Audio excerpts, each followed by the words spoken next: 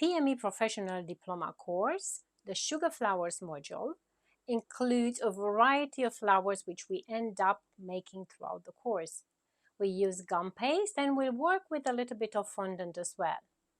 We make a variety of flowers which do include roses, peonies, lilies, gerberas, daisies, honeysuckle, fantasy flowers, freesias, carnations, blackberries, lots of foliage.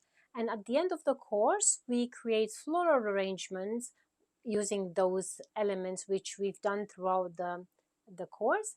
And we decorate a 3-tier cake and take photos with those lovely sugar flower displays.